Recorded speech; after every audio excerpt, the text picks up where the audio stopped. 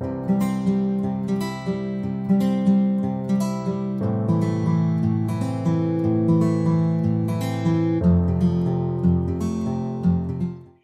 écoutez, bienvenue tout le monde. Je suis très, très, très heureuse de vous accueillir aujourd'hui au Matinée du Savoir, automne 2022 ou été 2022, là, je ne sais pas trop. Alors, profitez-en après la session, allez dehors.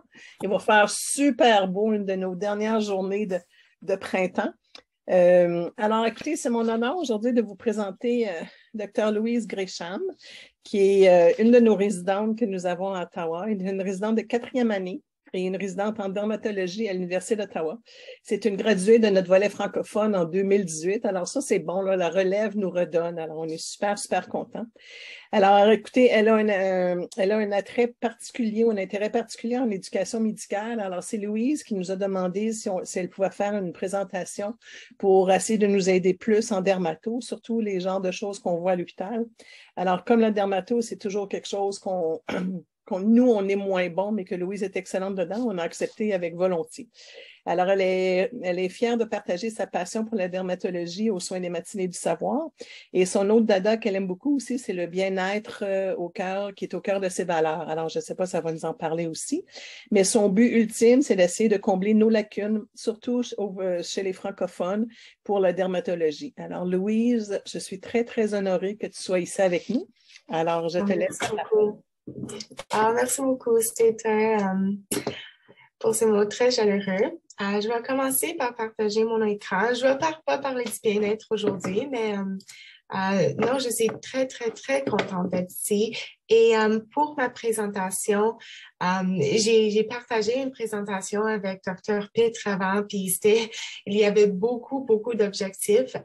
Elle m'a aidé à simplifier la présentation, peut-être pour parler un petit peu des objectifs, un petit peu plus, qui reviennent plus dans ou qui seront un petit peu plus intéressants pour vous.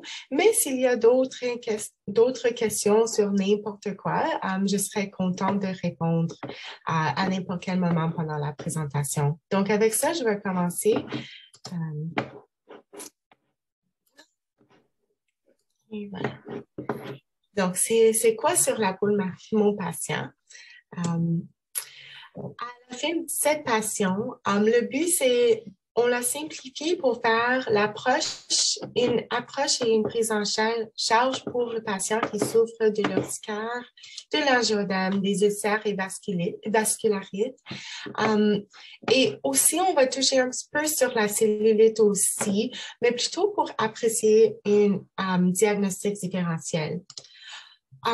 Moi aussi, mes objectifs un petit peu secondaires, c'est de vraiment rendre les présentations dermatologiques un petit peu moins effrayantes. J'entends souvent qu'on ne sait pas comment approcher, avoir une approche à la dermatologie. Donc, j'aimerais essayer de juste développer une approche, rendre ça moins effrayante, avec une centré sur les caractéristiques morphologiques. Je vais présenter plein d'images. C'est pas avec le but de, genre, présenter des diagnostics différentiels qu'il faut nécessairement savoir, mais vraiment le but, c'est juste d'élaborer genre une glossaire visuelle pour avoir une appréciation des nombreux diagnostics qui nous piègent souvent, nous aussi en dermatologie. C'est pas toujours évident. Donc, je trouve que c'est vraiment bien de voir des différentes images pour apprécier les différents diagnostics qu'on peut voir en dermato. Et puis oui, ça c'est juste secondaire, être capable de un petit peu plus confortable avec parfois les terminologies morphologiques, avoir une approche de base basée sur la morphologie, avoir vraiment cette reconnaissance des morphologies classiques, aujourd'hui l'angioedème, l'urticaire, les ulcères, les vascularites, mais aussi les cellulites, mais aussi être capable de distinguer qu'est-ce qui a l'air un petit peu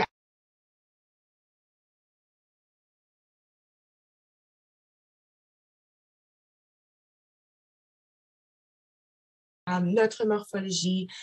Juste pour présenter, je ne vais pas rentrer là-dedans. Je pense que tout le monde connaît assez bien l'approche essentiellement le Fitzpatrick, les macules, les papules, les plaques, puis on va rentrer en dedans des détails avec la présentation des images.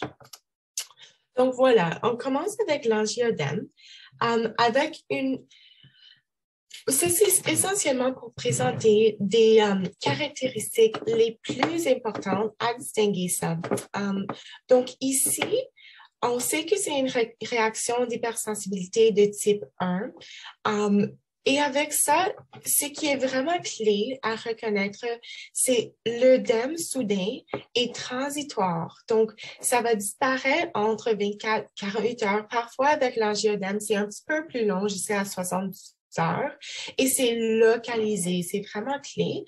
L'autre clé, c'est l'œdème est plus profond. Tu peux voir, surtout dans les lèvres de cette image, ça touche les muqueuses plus profondes, c'est localisé. Parfois, rarement, il y a des squames et des bulles, mais plus classiquement, il y a ces présentations. Peut-être d'érythème, un petit peu d'érythème, mais l'œdème très profonde. Souvent, la distribution, c'est périorbitale, périorale, parfois génitale.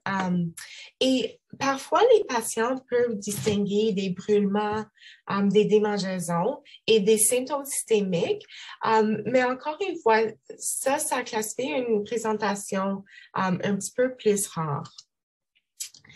Donc, quand on voit l'angiodème, et je vais présenter un algorithme un petit peu super, mais on veut classifier, est-ce que ça présente avec des démangeaisons? Donc, est-ce que ça pique? Est-ce qu'il y a des autres signes d'urticaire ou est-ce qu'il y a l'absence? Et la raison de faire cette classification générale, c'est juste, ça change un petit peu la prise en charge. Donc, s'il y a une présentation de l'angiodème avec les démangeaisons ou avec les signes d'urticaire, et on va montrer des images dans les prochaines diapos, là, on va vraiment faire la diagnostic et la prise en charge comme pour l'urticaire. C'est exactement la même chose.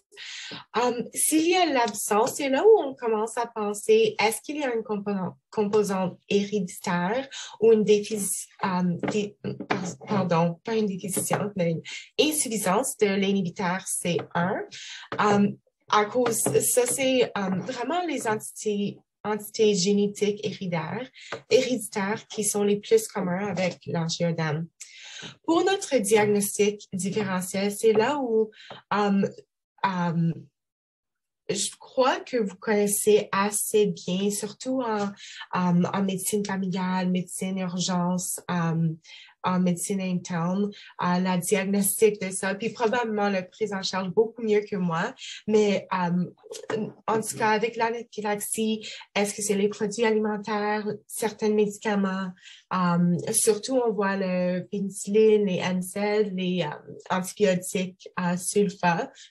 Aussi, les vaccins ou les contrastes radiologiques peuvent être vus. Les insectes, le latex.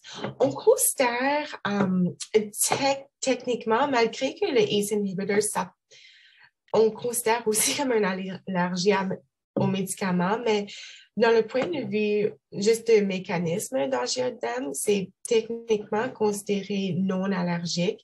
Et c'est là où le voit surtout dans le groupe ethnique africain-américain. Puis ça rentre juste dans cette classification en raison de, le mécanisme. Puis la deuxième chose, c'est, tandis que allergique et anaphylaxique, ça commence dans les premières minutes à heures, c'est très, très, très soudain. ACE inhibitor, c'est un petit peu plus tricky, de façon que ça peut commencer dans les prochaines 24-36 heures, même parfois des mois après. Donc, c'est toujours quelque chose à garder en tête. On peut avoir des causes idiopathiques comme de diagnostic différentiel, vibration, le foie et, comme j'ai mentionné, les composantes héréditaires. Parfait. Donc, pour les drapeaux rouges, encore une fois, je pense que ça, c'est un aspect qui est comme hyper bien apprécié. Quand moi, j'ai déjà fait mes stages en médecine familiale, en urgence, en médecine interne, mais juste pour Um, pour rappeler, l'hypotension, choc, c'est pas quelque chose. Ça serait un drapeau rouge. Pour l'anaphylaxie, évidemment, une présentation sévère, soit de l'angioedème ou un diagnostic différentiel comme une réaction aux médicaments plus sévère. La fièvre, les symptômes systémiques. Là, si la première épisode est plus que 40 ans, parfois on considère qu'il y a une composante héréditaire ou aussi parfois une symptôme carcinoïde qui peut présenter avec du flushing. Comme j'ai mentionné, puis ça, comme même en rouge, toujours vérifier, peut-être pas un drapeau rouge, mais juste une considération super importante s'il y a des ACE inhibitors, juste parce que c'est quelque chose qu'il faut arrêter si c'est un médicament que le patient prend. La présence de bulles, souvent, ça pourrait signaler une présentation de réaction à médicaments plus sévères, par exemple un SGS-CIN ou érythème multiforme. Et s'il y a d'autres suspicions, s'il y a des anomalies dans le bilan sanguin. Souvent, c'est des aspects qui sont un petit peu atypiques dans l'angioëdème classique, qui signalent peut-être un petit peu plus de peut-être rechercher un petit peu plus dans les symptômes, dans le diagnostic différentiel s'il y a quelque chose d'autre. Et parfois, c'est nécessaire de faire une consultation aussi s'il y a des doutes. Et maintenant, je change un petit peu, mais dans le même plan que l'angioëdème, c'est l'urticaire. Et c'est l'urticaire, je dirais, que nous, on voit beaucoup plus souvent en dermato. Je trouve que l'angioëdème, c'est un petit peu plus rare que ça arrive à nous, mais l'urticaire, c'est très classique. Ici encore, on voit une réaction d'hypersensibilité de type 1. Encore clé, c'est transitoire. Donc, 24 heures, 48 heures, ça serait vraiment le maximum. Et parfois, comme j'ai mentionné, jusqu'à 72 heures pour l'angioëdème. La classification la plus importante pour l'urticaire, c'est la durée des lésions individuelles. Donc, c'est pas combien de temps est-ce que ça dure, puis les patients vont dire c'est des mois, c'est des jours, c'est des années, mais vraiment, quelle est la durée de chaque lésion individuelle, puis il faut poser de cette manière, parce que c'est là où ça pourrait faire la différence entre la diagnostic de l'urticaire ou un autre diagnostic qui peut le ressembler. Chronique, ça serait plus que 6 semaines. Aigu, c'est une durée de ces éruptions d'urticaire de moins 6 semaines. La morphologie, ils sont érythémateuses, œdémateuses. Souvent, il y a cette pâleur au centre. Ils sont souvent très diffuses, tandis que l'angioëdème, c'est plutôt localisé. Et parfois, on peut voir des présentations plus linéaires aussi. Parfois aussi, avec la localisation où on le retrouve sur leur corps, ça peut donner des clés ou des indices au type d'urticaire ou les événements déclencheurs. Donc, par exemple, si c'est confiné à une région près des vêtements ou dans les mains des outils, parfois ça signale un urticaire de contact ou de dermatographisme avec la friction. Souvent, quand ils sont comme des urticaires très petits, souvent sur l'abdomen, ça pourrait signaler à une cause cholinergique. Tandis que quand ils sont très, très, très diffuses, souvent, on voit ça avec l'urticaire secondaire au froid ou aux chaleurs, des changements de température. Et souvent, avec les événements déclencheurs alimentaires ou avec l'exercice, on voit ça où il y a une éruption dans les premières minutes. Donc, c'est très, très, très soudain, même plus que les autres urticaires. Donc, ici, c'est juste pour démontrer un exemple de cet aspect linéaire qui démontre le dermographisme. Et c'est quelque chose qui est très facile de tester en en clinique avec le patient. Donc, vous faites votre anamnèse d'urticaire, puis vous pouvez faire comme des lignes sur son dos. Revenez après la visite dans comme 5 minutes ou 6 minutes et vous faites apprécier les lignes. Puis ça aide juste à confirmer si cette patiente est très prone à des urticaires. Donc ici, c'est juste un exemple pour la participation. Si vous voulez, vous êtes bienvenue à juste soit répondre dans le chat ou avec le vidéo, faire des thumbs up, des thumbs down, si vous croyez que c'est urticaire ou non. Donc, urticaire ou non?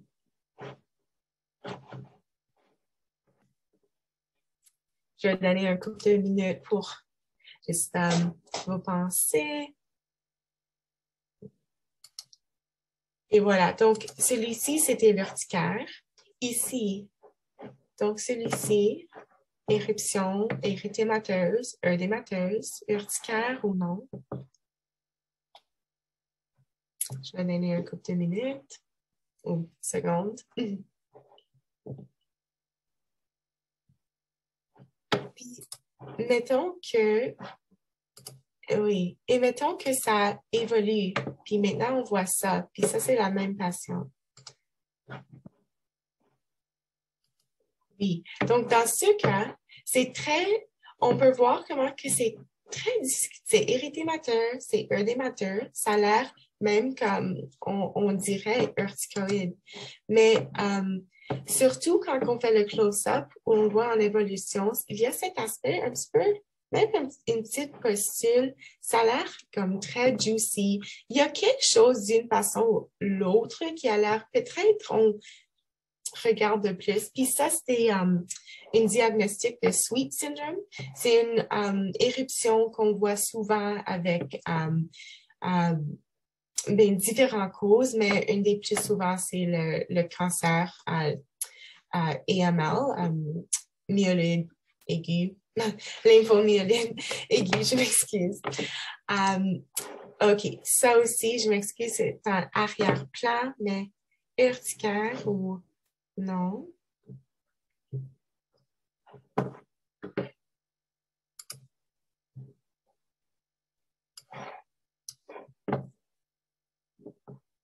Oui, donc celui-là, c'était l'urticaire.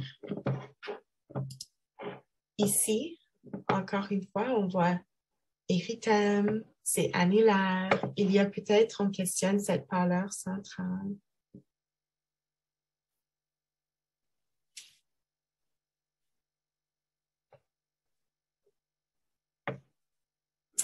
Oui, donc ça aussi, c'était pas l'urticaire. Oui, ils ont l'air cibles et encore, donc ici, c'est vraiment un bon pick-up. Ils ont l'air cibles et en fait, le diagnostic final était une pemphigoïde bulleux, mais dans la phase pré-bulleux. Mais je dirais aussi à ce stade, une diagnostic différentiel très, très, très raisonnable, ça serait l'érythème multiforme. Et ici, encore une éruption érythémateuse.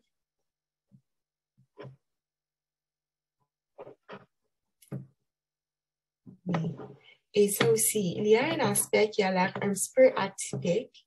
Peut-être ici, on peut apprécier un aspect violacé, un petit peu plus rouge, échymotique, si on peut trouver ça.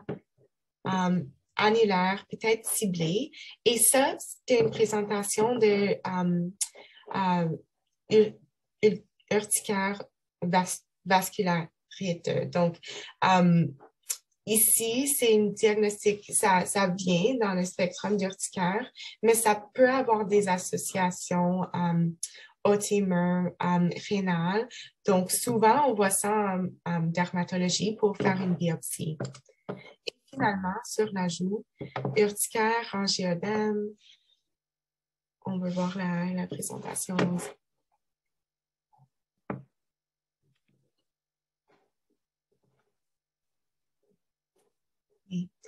Impetigo, c'est une diagnostic différentiel très valide, surtout avec les vésicules. Dans ce cas, en fait, c'était une SGSTN en évolution. Donc, toujours, quand on voit des bulles, des vésicules, on pense, il y a les choses communes, mais juste garder en tête l'évolution du patient pour peut-être une différentielle en évolution qui serait peut-être plus sévère. Quand vous avez un doute de faire une consultation, c'est jamais une mauvaise idée aussi. Donc, l'histoire, l'analyse ciblée, est-ce que ça pique? Comme j'ai mentionné, est-ce qu'il y a une présence ou une absence de démangeaison? Quelle est la durée, comme j'ai mentionné? Parce que par définition, les lésions individuelles seront moins que 24 à 48 heures. Est-ce que c'est aigu ou chronique? Quels sont les événements déclencheurs? Et il peut y en avoir beaucoup que je vais rentrer dans la prochaine diapo. Quels sont les drapeaux rouges, comme on a vu, et faire votre test de dermatographisme. Donc, pour l'urticaire aiguë, vraiment, les infections virales sont comme numéro 1, numéro 2, sont très communs comme cause, mais aussi les médicaments, surtout les NSAID et les ACE inhibitors. 50% des urticaires sont idiopathiques. Donc, on essaie vraiment de trouver les événements déclencheurs, mais parfois, ils sont juste idiopathiques. Et s'il n'y a pas une autre éruption, on va parler du prise en charge. Souvent, c'est surtout dans les cas aigus, il n'y a pas c'est pas chronique. Les patients sont très corrects avec ça. Mais juste à reconnaître qu'en fait, moins que 1% des urticaires aigus sont dus aux produits alimentaires. Donc oui, l'angioœdème, il y a beaucoup d'associations avec les produits alimentaires comme les allergies. Mais en fait, pour les urticaires classiques, moins que 24-48 heures, moins que 6 semaines. Les produits alimentaires sont vraiment pas communs. Donc, quand les patients disent « Ah, j'ai coupé toute mon diète, je mange pas ça, pas le gluten, je mange pas ça, je mange pas les œufs », en fait, c'est très rare que ces produits sont la cause de leur urticaire. Donc, parfois, ça aide à mentionner ça aux patients. Pour les urticaires chroniques, parfois, il aide juste à chercher s'il y a une cause. Donc, est-ce qu'il y a des changements de température, le froid, le chaud, les événements de stress, la transpiration, les événements cholinergiques. Donc, par exemple, on peut voir souvent comme dans les patients jeunes, ça vient dans les premières 15 minutes. Souvent, ils ont une histoire d'eczéma, d'asthme, de rhinite. Ça touche le corps supérieur. Et il y a parfois des manifestations systémiques avec ça, avec des bains ou des douches chaudes, des stress émotionnels. Parfois, l'alcool ou la nourriture épicée aussi peuvent causer des urticaires cholinergiques. Et avec le contact avec le soleil, avec l'eau aussi, on peut voir ça. Dans les urticaires spontanés ou qu'on dit spontanés, c'est la plupart des urticaires. La plupart sont idiopathiques, puis là, on rentre dans cette catégorie. On voit souvent ça en dermatologie, mais les urticaires spontanés chroniques, idiopathiques. Et souvent, c'est juste, on a cherché toutes ces causes et on n'était pas capable d'identifier une, mais le patient souffre toujours de cette urticaire chronique. Les causes auto-immunes, donc, le plus souvent qu'on voit avec l'urticaire, c'est la glande thyroïde, la diabète, l'arthrite rhumatoïde et l'anémie. Donc, parfois, avec les urticaires chroniques, on va faire un petit peu d'investigation et un bilan sanguin pour ces maladies. Rarement, ça pourrait être relié à une infection gastro-intestinale. Donc, dans les cas où on a vraiment, dans l'anamnèse, dans les investigations primaire, on n'a toujours pas vu quelque chose. Parfois, on va faire chercher s'il y a un H. pylori ou une parasite au cas qu'il y a cette cause. Et on dit pseudo-allergique, donc vraiment mix entre angioedème, urticaire pour un autre 5%. Donc, on considère avec les drapeaux rouges, donc la durée plus que 40, il est à 72 heures dans les cas réfractaires. S'il y a des symptômes atypiques, les brûles, c'est plus surtout ici, le brûlement plus que ça pique. Donc, on demande à la patient, est-ce que ça pique? Puis il dit, pas vraiment, mais il y a des symptômes, ça brûle. On considère ça un drapeau rouge pour le vasculite urticaire. Avec une présentation plus âgée, puis c'est chronique, c'est réfractaire aux antihistamines, il y a des antihistamines familiales. Parfois, on peut considérer, surtout avec l'âge, et c'est chronique, réfractaire. On peut voir ça dans les pemphigoïdes bulleux, dans la phase pré-bulleux. Puis ça, c'est un diagnostic différentiel assez important. S'il y a cette ressemblance d'échymose, des bulles, l'hypotension, l'adénopathie, l'uvite épisclérique, n'importe quel autre symptôme ou manifestation un petit peu plus systémique, atypique, souvent on va faire des investigations. Ça commence avec notre bilan sanguin, notre profil comme de base, mais juste à souligner que les analyses pour les urines sont une considération très importante à ajouter. C'est assez facile, puis ça pourrait aider à donner un diagnostic d'une manifestation systémique d'une urticaire vasculite parce qu'il peut avoir ça pourrait toucher la fonction rénale dans ces patients.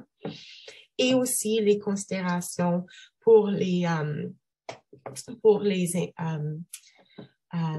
causes auto-immunitaires, donc avec notre CRP-ISR, la facteur rhumatoïde, au besoin, si on pense vraiment s'il y a des symptômes gastro-intestinaux, puis une cause parasite, et parfois avec l'anémie, qu'on peut voir avec l'urticaire chronique, on pourrait faire un bilan pour investiguer s'il y a une anémie.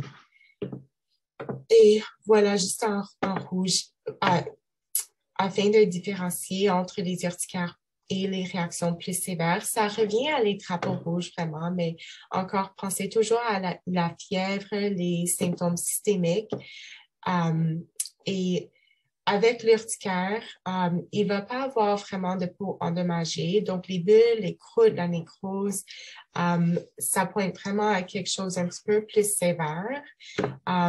Les lésions sont toujours transitoires en urticaire. Si c'est plus long, on commence à penser peut-être c'est même une eczéma, même ça peut être toujours un diagnostic différentiel ou même une eczéma de contact allergique. Ça peut présenter initialement comme une urticaire ou difficile à distinguer l'histoire avec le patient. Donc, juste penser à ça. Et aussi, juste s'il y a des nouvelles lésions diffuses à chaque jour qui restent là et souvent, pendant les premières 72 heures, il y a comme une éruption. Souvent, c'est lié à une réaction plus sévère. La prise en charge, d'abord, c'est les antihistamines. Je pense aussi que c'est quelque chose qui est très bien fait. Mais une chose est très bien faite, on donne les patients les antihistamines. Mais une chose qui est juste à noter, c'est qu'en fait, on peut prescrire avec les urticaires, les prurites, les antihistamines jusqu'à 4 fois la dose autorisée. Donc, normalement, on va commencer le patient, ils vont dire, ah oui, j'ai pris le Réactine, le Claritine. Et en fait, tu peux essayer de dire, commencez, OK, prenez ça le matin, le soir, ou même jusqu'à deux pilules le matin, 2 pilules le soir, pour essayer de bien contrôler. Puis ça arrive vraiment à la première étape, la deuxième étape dans notre prise en charge de l'urticaire. Après ça, c'est là où les cas qui sont très diffuses peut-être très exagérée, on pourrait peut-être donner une courte dose de prénisone pour l'urticaire si on est très certain de la diagnostic. Et avec les cas très réfractaires, avec la constatation parfois soit en allergie ou en dermatologie, il y a des immunomodulatoires maintenant, le Xolair ou omalizumab, qui est anti-IgE, qui aide parfois ces patients, surtout s'ils ont un taux de IgE élevé. D'autres H2 qui sont parfois utilisés, c'est le ranitidine, le rupatadine et bilastine, on l'utilise beaucoup s'il y a les patients avec l'assurance. Et comme je crois qu'il est assez bien apprécié déjà, mais juste pour mentionner, on a ces aspects qui sont toujours, les antihistamines, on l'utilise beaucoup, mais ne sont pas comme complètement bénins. Il y a les effets neurologiques, surtout avec la sédation. Donc, les patients plus âgés, on pourrait penser, et les interactions avec les médicaments, juste penser un petit peu plus si c'est nécessaire, lequel qu'on va prendre. Généralement, les deuxième génération, c'est préféré, juste parce qu'ils ne croisent pas la barrière au cerveau. Et pour la prolongation de QT, la torsade de poing, juste voir comme avant de prescrire. Je pense que ça c'est très, très bien apprécié par des collègues, mais juste me rappelle de vérifier s'il y a une prolongation QT avant de le prescrire, s'il y a des interactions aux médicaments ou une histoire cardiaque possible. Je pourrais continuer, mais je voulais juste faire une pause s'il y avait des... oui, le problème est le coût des antihistaminiques. Et si les patients sont pas couverts par les assurances, c'est difficile. Est-ce qu'il y avait des autres questions avant que je continue aux ulcères, aux vascularites, ou est-ce que vous préférez que je continue puis on garde les questions pour la fin?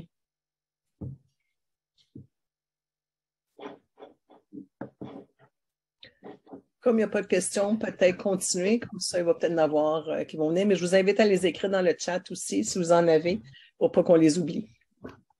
OK. Non, je vais continuer. C'est parfait. Oui, je vais essayer de regarder au chat de façon intermittente. Et oui, s'il vous plaît, n'hésitez pas de demander des questions ou sauver ça pour la fin.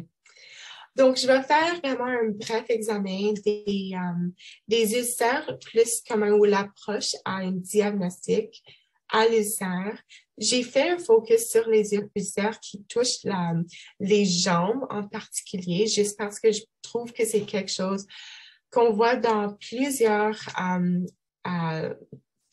spécialités en médecine familiale, en médecine interne, en les maladies infectieuses, en dermatologie, en chirurgie. Donc, ça touche vraiment en rhumatologie, comme en diverses spécialités, les ulcères, les vascularites aussi, mais surtout ceux qui touchent les jambes. J'ai mis un petit peu plus d'emphase.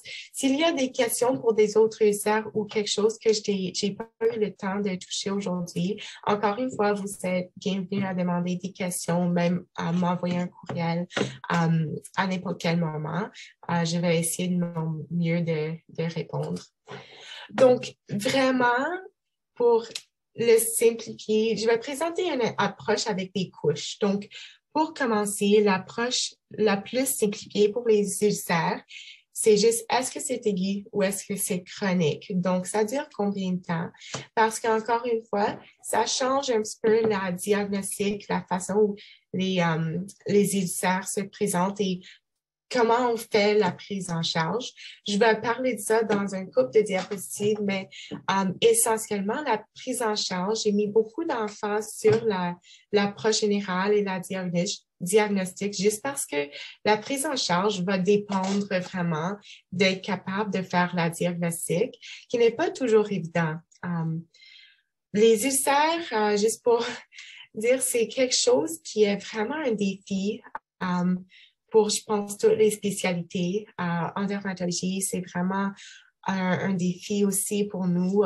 Donc, on partage vraiment c'est un petit peu une crainte parfois quand on voit ces patients, puis on se sent très limité à ce qu'on peut offrir. Et pour revenir aux commentaires dans le chat, c'est vraiment qui a mentionné les problèmes avec les assurances et le coût des médicaments. Et c'est vraiment un problème pour avoir ces choix de prise en charge et des limites avec ce qu'on peut offrir les patients. Donc, après qu'on a fait cette approche générale, aiguë, chronique, là, on commence à trouver vraiment un diagnostic différentiel de base où on pense, OK, est-ce que l'ulcère, ça vient c'est secondaire à un problème avec une structure anatomique, donc veineuse, artérielle, les lymphodèmes et nerveuse aussi. Est-ce qu'il y a un problème en tant que néoplasme? Donc, est-ce qu'il y a quelque chose qui signale que c'est malin, une prolifération vasculaire? Il y a les causes vasculaires, donc les vascularites qu'on va toucher aussi dans une section spéciale, mais aussi qui parfois peuvent présenter avec les ulcères, autres pas vraiment, mais c'est quand même un des processus qu'on considère ici.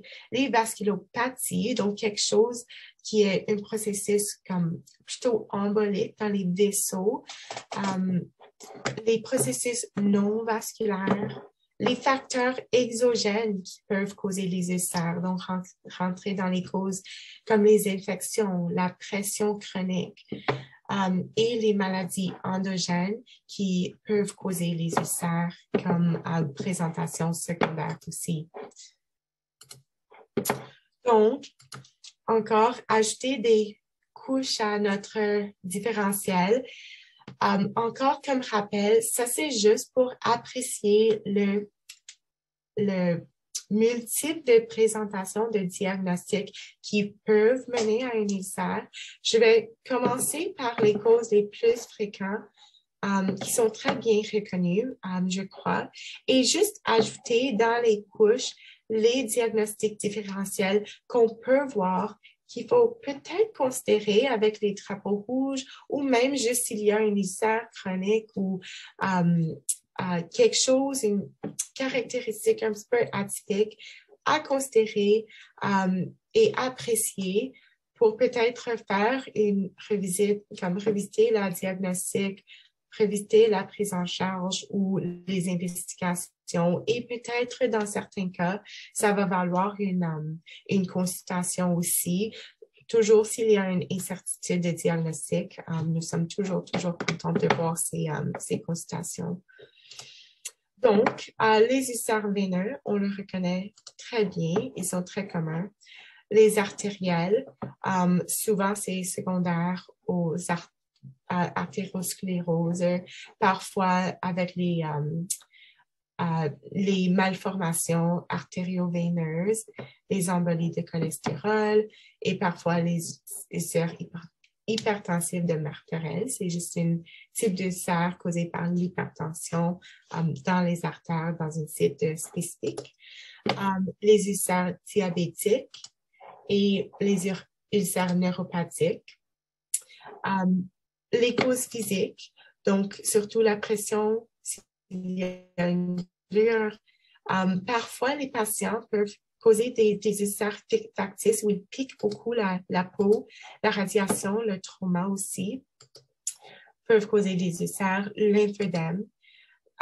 Les morsures, les piqûres, surtout les araignées. Il y a un type qui s'appelle le brown recluse. Le brun, c'est brun, puis il y a un corps qui a l'air comme un petit violon. Donc, peut-être par chance, le patient peut s'en souvenir d'une histoire d'être piqué, comme ulcère aigu. Les infections, surtout certaines bactéries, et certaines fongiques opportunistiques, surtout dans les patients qui sont immunocomprimés, et certaines protozoa peuvent aussi présenter comme des ulcères. Les vasculopathies, plusieurs sous-types de ça, mais parfois qui vont un bilan sanguin un petit peu plus spécial. Et les néoplasmes, ça aussi, je vais mettre l'emphase juste pour parfois considérer parfois les, surtout sur les jambes, on voit les carcinomes squameux cutanés, parfois les cancers des cellules T cutanées et B cutanées, et surtout les cancers de cellules B qui peuvent causer des lymphodèmes, des ulcères, présentation sur la jambe, et il y a un taux de mortalité très élevé. Donc, c'est juste quelque chose à considérer, encore une fois, avec des symptômes B, des présentations assez spéciales, atypiques pour les ulcères qui sont peut-être moins caractéristiques des 4 plus communs en haut ici. Parfois, le sarcome Kaposi, surtout avec des associations de VIH et angiosarcome aussi. Et aussi des présentations de cancer métastatique. Donc, pour chercher parfois ces détails dans l'anamnèse, s'il y a des caractéristiques encore atypiques. Et pour lymphodèmes, on voit moins comme les lymphodèmes primaires, mais surtout secondaires.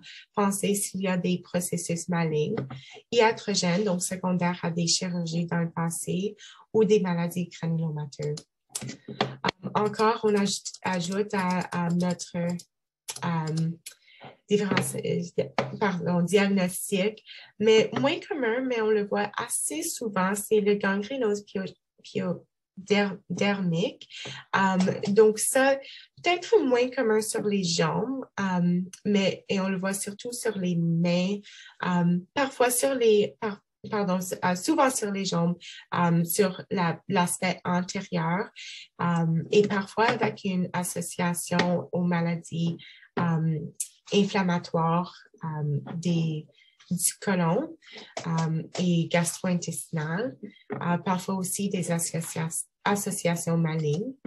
Les vascularites qu'on peut voir, surtout, c'est celles qui touchent les artères de moins à grand calibre. Et des causes, par exemple, souvent on le voit parfois en lupus ou, je m'excuse, le terme en français, mais polyangiitis ou, pardon, je viens d'avoir le mot m'échappe en ce moment, mais le PAN pour l'acronyme sont les types de vascularites de moyen calibre qu'on voit le plus souvent. Polyarteritis nodosa, je m'excuse. Et les causes vaso-occlusives, donc parfois la calciphylaxie qu'on voit souvent avec les patients en dialyse, qui ont une insuffisance rénale prononcée. Avec des causes plus rares aussi. Parfois, la nécrobiose lipoïdique peut présenter avec la diabète, les maladies hématologiques et autres causes qui sont, encore une fois, moins communes, mais quand même assez importantes à considérer. La calcinose cutanée, parfois, peut causer des ulcères sur la jambe. Parfois des paniculites, s'il y a un aspect très indirect, c'est très ferme, peut-être un différentiel de squelette. Encore une fois, c'est beaucoup de mots sur une slide et c'est vraiment pas pour essayer de nécessairement mémoriser ou connaître tous ces vastes diagnostics, mais vraiment juste pour apprécier que oui, on a l'approche générale pour les ulcères les plus communs, mais dans la prise en charge, reconnaître la diagnostic sous-jacente, ça aide à guider la prise en charge. Donc, juste pour avoir ces types de différentiels quelque part dans la tête pour revenir à la diagnostic au besoin, s'il y a un aspect atypique ou si c'est chronique, si ça ne suit pas une guérison attendue. Donc, pour présenter, je pense que ces types d'ulcères sont très bien appréciés. Les ulcères artériel, veineux et diabétique assez classiques, avec les changements de la peau classiques avec ça. Ici, parfois dans les vascularites, on peut voir cette présentation un peu rétiforme avec ce qu'on appelle l'atrophie blanche, qui est de près ici. Et c'est comme, ça a l'air un petit peu comme rétiforme, comme dans une distribution des vaisseaux, qui pointe un petit peu plus vers une vasculopathie. Pour l'insuffisance veineuse, ça peut se présenter en différentes façons, mais avec l'hyperpigmentation, parfois des ulcères, comme on a vu, parfois très drastiques, qui peut être diagnostiqué comme un sarcome de Kaposi aussi, et peut-être on devrait avoir une biopsie pour ça. Mais juste pour pointer les différentes présentations cutanées de l'insuffisance veineuse, vraiment la prise en charge, ça revient toujours à la compression. Après qu'on a bien fait comme éliminer des causes artérielles avec avec le ABI et le soin des plaies, traitement des infections secondaires au besoin et traitement parfois des dermatites de stase qui peuvent présenter avec les insuffisances veineuses aussi. Ça peut aider les symptômes, surtout de prurite que les patients peuvent avoir. Et ça aide parfois aussi aux patients juste pour donner quelque chose pour les insuffisances veineuses qui sont souvent un cours très chronique.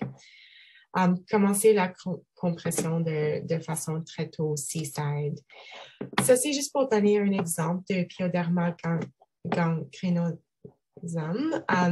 Donc, juste l'aspect violacé aux bordures avec la guérison tribiforme. On dit souvent que les bordures ont l'air un petit peu comme avec comme un gunmetal gray, qu'on dit il y a une progression rapide et les bordures ont l'air un petit peu comme undermine, comme on peut genre mettre nos doigts aux mains en dessous. Ça serait une présentation qui est très concernante pour le pyoderma gangrenosum. Pour la prise en charge, comme j'ai mentionné, ça revient vraiment à la compression et la soin des plaies. Oui, revenir à notre anamnèse et les caractéristiques sur l'examen physique pour aider à la diagnostic, voir si les ulcères ne guérissent pas, puis peut-être c'est nécessaire de faire des interventions ou reconsidérer le diagnostic différentiel, peut-être faire une culture, une biopsie, faire une work-up s'il y a une suspicion. Mais parfois, si c'est vraiment, ça revient vraiment à les causes, la cause attendue comme secondaire au diabète ou ulcère veineux, c'est vraiment juste d'offrir le traitement avec la compression, soin des plaies, maladies sous-jacentes, vraiment essayer de faire le plus qu'on peut pour aider les facteurs secondaires. Mais oui, si les autres diagnostics sont éliminés dans ces cas, c'est vraiment juste beaucoup de patience avec le patient pour vous, de aider le plus que possible avec le soin des plaies, puis traiter les facteurs secondaires dans leur guérison. Pour l'approche au vasculite, les aspects les plus importants, c'est juste d'identifier le taille des artères ou des composantes vasculaires qui sont touchés. En dermatologie, on touche plutôt les angiites cutanées, leucocytoclassiques ou les vascularites de taille qui touchent les branches très mineures ou très petites. Donc, c'est là que je vais faire la phase aujourd'hui. En rhumatologie, c'est là où on voit les vaisseaux médiums et les grands vaisseaux aussi. surtout en chirurgie vasculaire où on peut toucher à ça. Donc, comme pour les vascularites de vaisseaux de petit calibre, la plupart sont idiopathiques, parfois associées parfois secondaires à des infections, surtout les infections respiratoires, par exemple, streptocoque de la gorge, ou aussi on peut voir les éruptions virales respiratoires, parfois associées à des maladies auto-immunitaires, certains médicaments aussi, les néoplasmes, et comme j'ai dit, la plupart sont vraiment idiopathiques. Donc, quand on fait l'approche, une des caractéristiques morphologiques les plus importantes, c'est si la purose est palpable, il y a un aspect inflammatoire, on le touche, puis on peut apprécier qu'il y a une texture qui est différente, versus les macules et les taches qui sont plus comme cette morphologie, macule, tache, on touche, puis il n'y a pas un changement dans la texture de la peau, c'est tout lisse. Donc, c'est violacé, mais très lisse, versus violacé, ça ne blanchisse pas, mais il y a un aspect palpable. C'est là, avec cette morphologie qu'on suspect cette vascularité des vaisseaux de petit calibre et des autres cette diagnostic différentiel, comme j'ai mentionné un petit peu, par exemple, les infections secondaires, auto-immunitaires, tissus conjonctifs, parfois les vascularites associées ou INCA. Et dans les adultes, on peut voir, c'est pas très souvent, mais assez souvent causé à une cause auto-immunitaire IgA. Et dans les enfants, plutôt, c'est là où on voit le Henoch-Schönlein sont vraiment associés ou reliés ensemble. Et dans les cas où il n'y a pas un aspect palpable, juste pour apprécier d'autres différentiels, donc le traumatisme avec les peaux très minces, fragiles, âgées, actiniques, avec beaucoup qui sont très endommagées par le soleil. On peut voir aussi des macules et des taches purpuriques. S'il y a des médicaments, des anticoagulants, les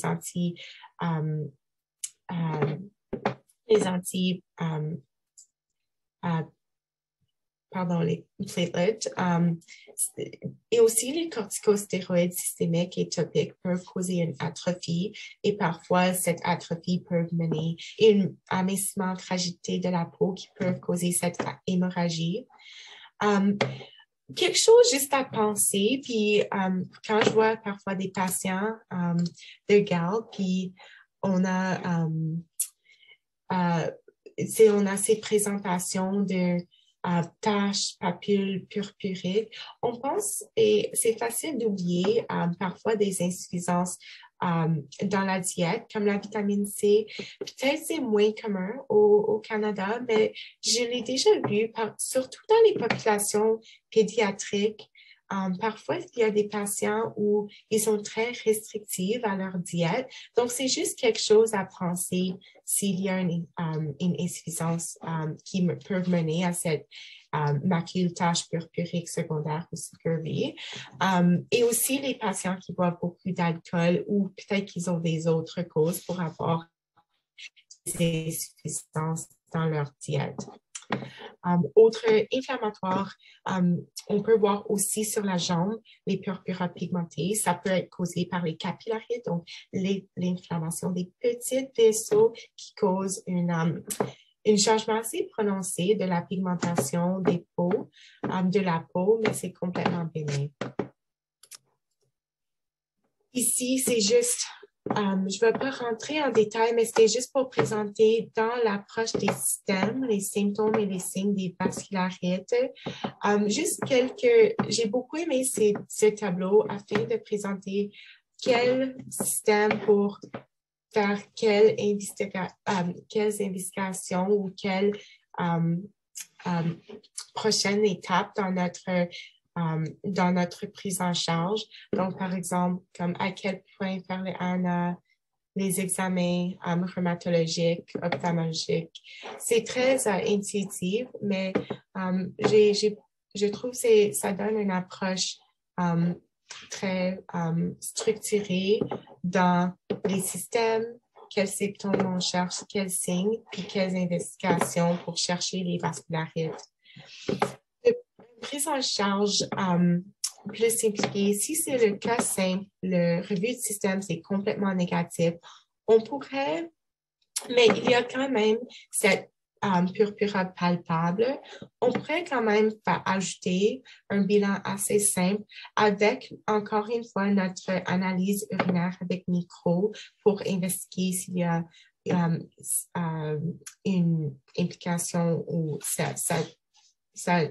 une touchée rénale. Si on a exclu toutes les causes et les atteintes systémiques, de cette façon, c'est limité à la peau et en fait, la prise en charge revient à l'impôt de compression. Les cas vont résoudre spontanément et souvent, l'immunosuppression, comme le prénisone agressif, c'est pas conseillé. De l'autre côté, s'il y a un événement déclencheur, il y a une incertitude avec la diagnostic, des facteurs un petit peu atypiques. Là, on peut ajouter un petit peu plus à notre bilan, peut-être faire des investigations pour nos causes infectieuses, surtout l'hépatite B et C, les causes rhumatologiques. Et parfois, si encore on ne trouve pas quelque chose, un événement déclencheur, ou s'il y a des doutes sur le revue du système, l'examen physique, n'importe quoi qui pourrait pointer peut-être à chercher plus une cause, par exemple, un myélodysplasie ou lymphome avec un rayon X, les compléments pour les vascularites urticaires et autres investigations rhumatologiques et pour les vasculopathies. Parfois, s'il y a juste à penser un dépistage de cancer, si nécessaire, dépendant du patient. Donc voilà, la cellulite, notre diagnostic différentiel. Il nous reste peu de temps, mais je pense qu'on va arriver. Ça, c'est juste pour rappeler des 4 signes cardinaux pour pointer à notre cellulite. De plus important, c'est localisé et c'est unilatéral. C'est rouge vif, c'est chaud, et juste des localisations dans des populations spécifiques, par exemple les enfants, la tête et cou, les adultes, c'est souvent les extrémités, et parfois, et souvent avec, s'il y a des aspects sociaux, avec l'utilisation des drogues intraveineuses, les membres supérieurs. Donc, on dit les cellulites ou non.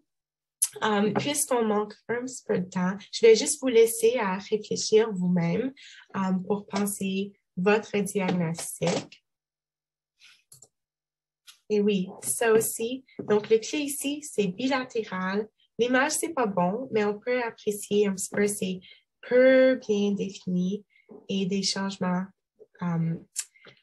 Souvent, le patient va dire que ça pique beaucoup et on peut avoir ce type d'eczéma secondaire aux stase veineuse.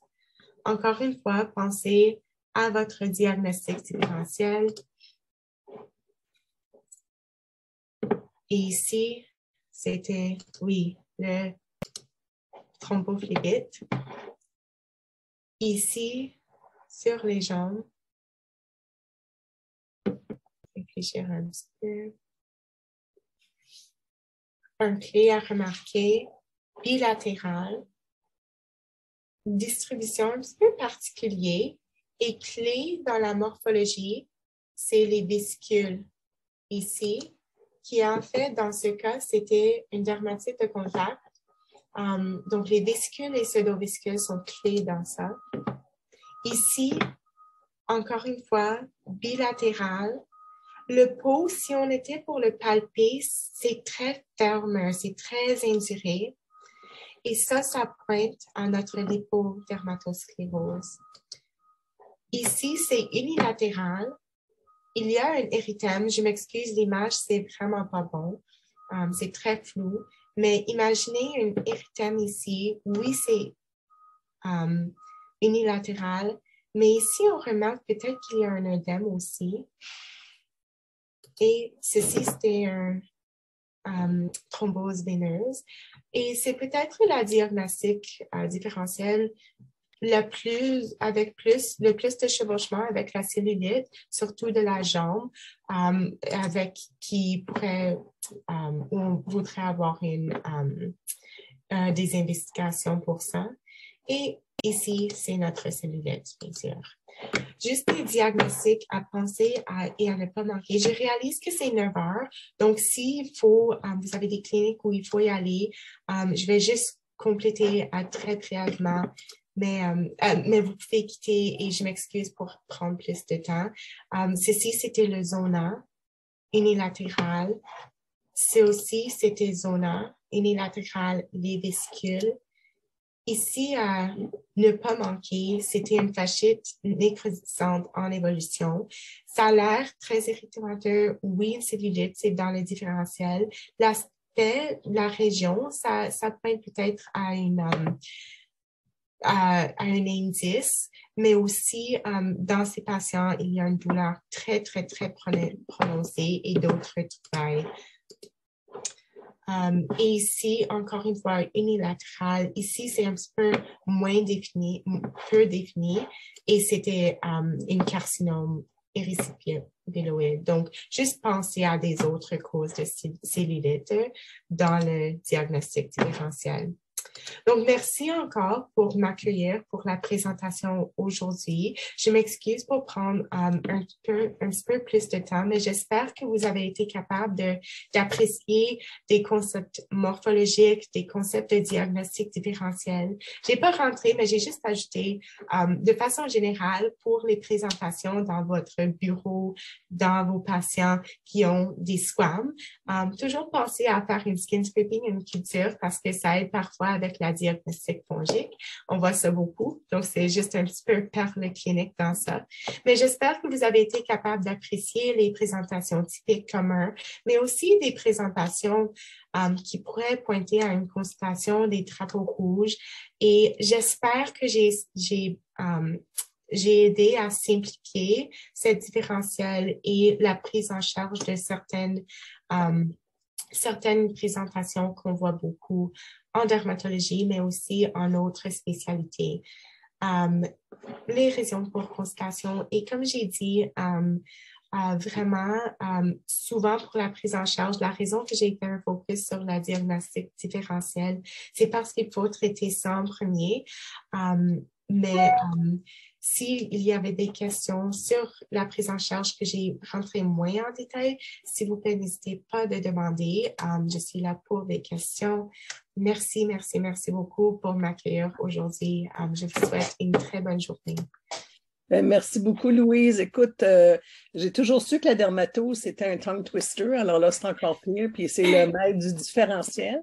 Alors, humblement, dans tes ulcères veineux, j'avais les premières colonnes, mais je n'avais pas les 4 autres en dessous.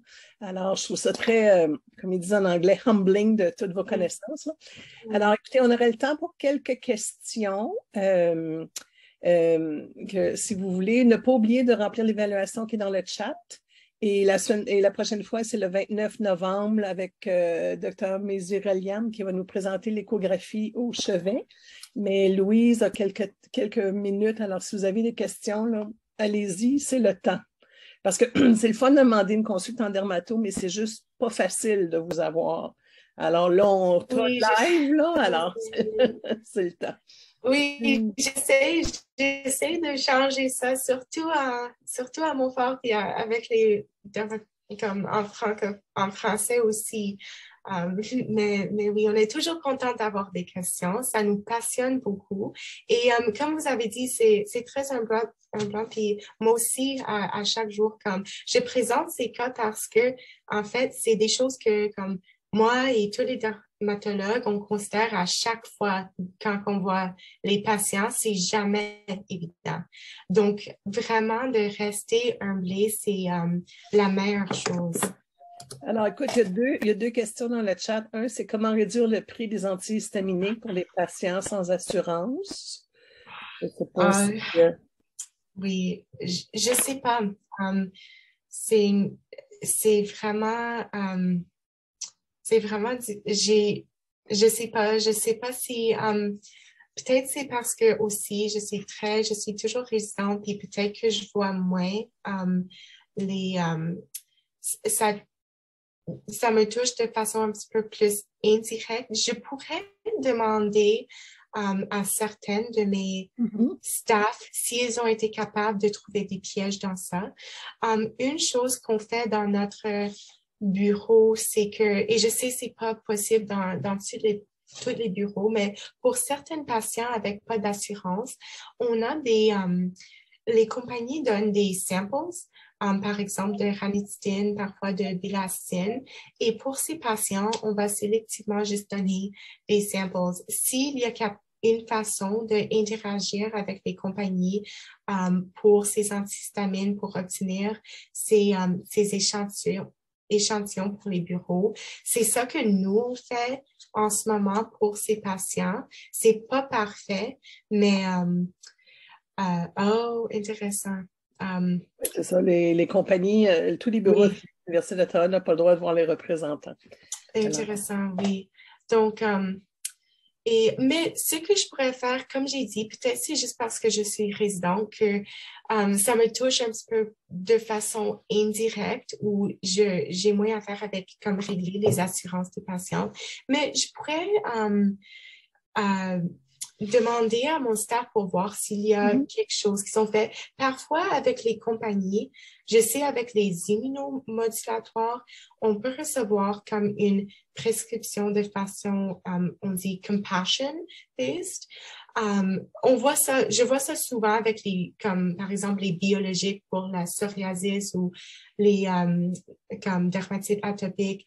Mais peut-être qu'il y a les compagnies qui vont faire, donc c'est pas pour avoir des échantillons, mais juste pour faire des arrangements aux situations avec des compagnies pour avoir des essentiellement comme compassion-based qui vont couvrir dans des circonstances spéciales pour les patients.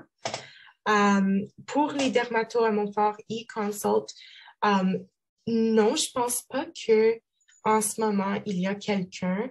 Je sais qu'il y a un programme e-consult qui s'appelle Derm Café à Ottawa. Je sais pas si c'est utilisé par vous. C'est anglophone, malheureusement encore, mais c'est une possibilité de e-consult que je sais est souvent utilisée par différentes spécialités, surtout soit en Ottawa, mais aussi dans la périphérie. C'est ça, les e-consult, il y a beaucoup de dermatologues, mais c'est ça, c'est surtout ceux de TOH qui répondent en anglais. Puis j'aime bien l'autre, est-ce que tu vas venir pratiquer à Montfort? Oui. Très bonne question. En fait, comme je suis très chaleureusement touchée par cette question et c'est quelque chose comme je suis très ouverte à dire. Quand j'ai fait des interactions avec Dr. Pitre puis les autres programmes, je dis toujours Montfort, ça me touche dans une place très spéciale du cœur. J'ai adoré ma formation à Montfort, puis ça serait ma rêve de revenir éventuellement à Montfort. Donc, si dans des années, il y a une place pour moi, I would not say no. Je dirais pas non à ça. Excellent. Alors, ça a bien tombé. D'autres questions pour Louise?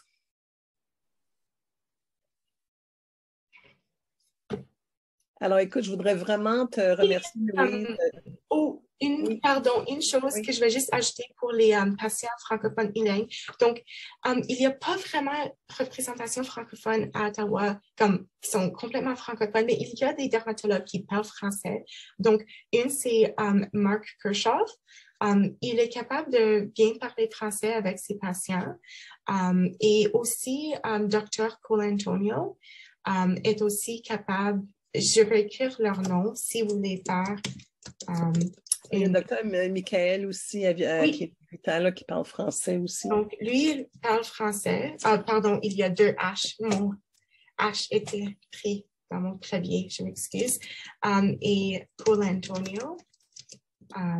Sophia Colantonio, elle parle aussi français. et aussi Michael Dalia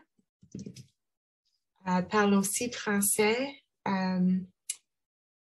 Évidemment, Dr. Lacroix, mais je crois qu'il pratique uniquement à Gatineau maintenant. Si je pense à d'autres, s'il y a d'autres qui viennent en tête, qui parlent français, je pourrais peut-être passer l'information à Dr. Pietro aussi. Excellent. Merci beaucoup à tout le monde. Merci. Alors, comme je vous dis, excellent, Louise. On n'entend jamais assez de la dermato. On ne réalise pas que vous vous occupez du corps entier, là. Alors, merci beaucoup. Et on se revoit le 29 novembre pour l'échographie au chevet. Alors, merci tout le monde.